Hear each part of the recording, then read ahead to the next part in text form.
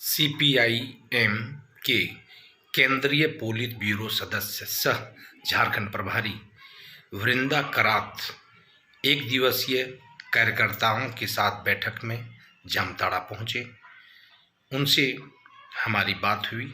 उन्होंने मोदी सरकार पर सीधा निशाना साधा है। क्या कहती हैं वृंदा करात, सुनिए। है इसका अभी हम झारखंड में 4 दिन के लिए आए हैं इस समय, और 4 डिस्ट्रिक्ट्स में हम जाकर अपने कार्यकर्ताओं के साथ, अपने पार्टी की कमेटियों के साथ और आम लोगों के साथ हमारी बैठकें हो रही हैं। मुख्यतः जो हमारी समझ है कि आज महामारी के बाद झारखंड की मेहनत कशों के ऊपर जो ज़बरदस्त मार पड़ी है और उसमें केंद्र सरकार ने जो दावा किया कि हम बहुत मदद कर रहे हैं, हम जहाँ भी जा रहे हैं लोगों से यही बात आ रही है कि बहुत कठिन परिस्थिति में वो जी रहे हैं, और विशेषकर जो जीविका के रास्ते हैं वो सब बंद हैं। और हमें खुद मालूम है कि झारखंड से बहुत सारे हमारे नौजवान दिल्ली जैसे शहर में पलायन करने में मजबूर हैं, जबकि वहाँ भी रोजगार के कोई भी रास्ता नहीं है।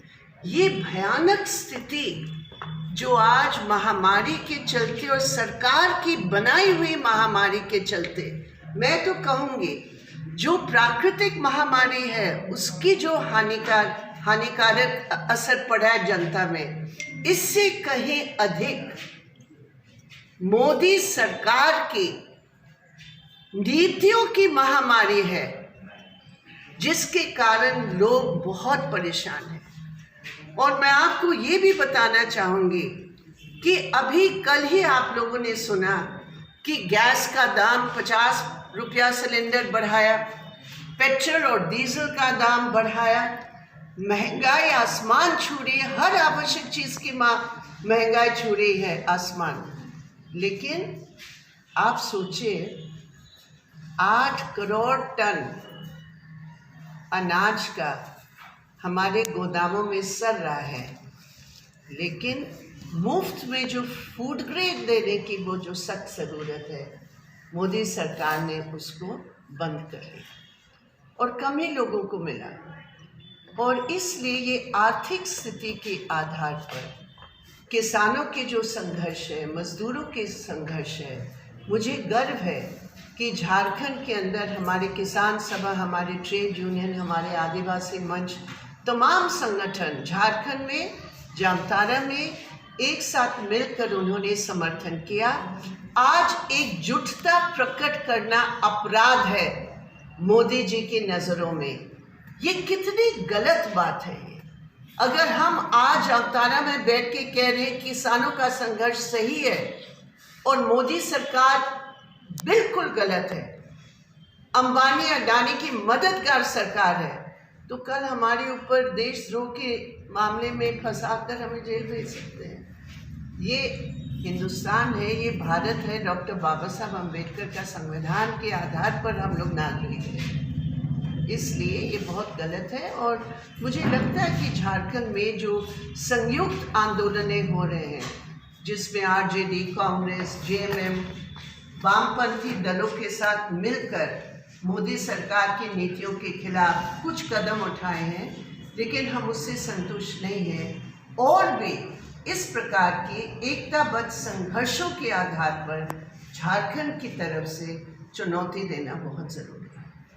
इतने विरोध के बावजूद किसान का संगठन विरोध हो रहा है, भारी कमिटमेंट है। लोग कहते हैं बहुत घमंडी सरकार है, घमंडी तो है एक रूप, लेकिन इससे अधिक उनका जो कमिटमेंट है बड़े पूंजीपतियों के प्रति, ये सबसे बड़ी बात है। वो कहते हैं कि जनता जाए भार में। 13 लाख करोड़ रुपया जो 100 बिलियनर्स है हमारे देश के, अभी लेटेस्ट जो ऑक्सफैम की रिपोर्ट आई है जनवरी महीने में, वो दर्शाता है कि 13 लाख करोड़ रुपया का धन इनकी खजाना में बढ़ा है। किसके? अडानी अंबानी और उनके दोस्त सौर, तो मोदी जी उनका केयर करते हैं। ये पीएम केयर फंड, मैं तो उसका नाम दूंगी पीएम केयर अडानी अंबानी इत्यादि के लिए नीति। मैम, इसका असर बंगाल चुनाव पर क्या पड़ेगा? बंगाल चुनाव बीजेपी जितना हाथ पैर मार रही है ना, और बंगाल की संस्कृतियों को तोड़ने के लिए, मोदी जी माफ कीजिए, मैं कभी व्यक्तिगत कभी टिप्पणी नहीं करती हूँ, लेकिन मोदी जी समझते हैं कि टैगोर की पूरी संस्कृति और जो उनका पूरा फिलोसॉफिकल हस्तक्षेप रहा, उसकी धज्जियां उड़ाकर वो टैगोर की जैसे अपने शक्ल बनाने का प्रयास करेंगे और बंगाल की जनता भ्रमित होगी, ये कतई नहीं होने वाला है। और मैं समझती हूँ कि वाम दलों की जो ये प्रयास है कि सब एंटी बीजेपी एंटी टीएमसी शक्तियों को एक करके वो लड़े, निश्चित रूप पर इस पे हम लोग आगे बढ़ेंगे। चाहे मोदी जी और अमित शाह जी, प्रासंगिक सवाल है बजट के संबंध में। मोदी जी ने हम सबको कहा आंदोलन जीवी है, परजीवी है। हकीकत ये है कि इस बजट ने साबित कर लिया कि मोदी सरकार धोखाजीवी सरकार है। बजट में जो आंकड़े पेश किए गए, ये समझने की बात है। उन्होंने कहा कि हमने बजट का खर्चा बढ़ाया है, हमने खर्च किया, ये निर्मला सीतारमण जी के शब्द हैं। लेकिन जब आप आंकड़ों को देखते हैं तो आप देखेंगे कि सबसे मुख्य मुद्दे पर, एग्रीकल्चर पर, मनरेगा पर, आपके एजुकेशन पर, शिक्षा के क्षेत्र में, हर क्षेत्र में उन्होंने कटौती की है। इस बजट के आंकड़े मेरे पास है, मैं पेश करती हूँ आपके सामने। कटौती की है, मनरेगा की बजट में उन्होंने 35% कटौती की है। फूड सिक्योरिटी की बजट में उन्होंने 42% कटौती की है। तो वो जो बताते हैं हमने 34 लाख करोड़ रुपया यानी 4 लाख करोड़ रुपया ज़्यादा खर्च किया, लेकिन वो क्या है हकीकत?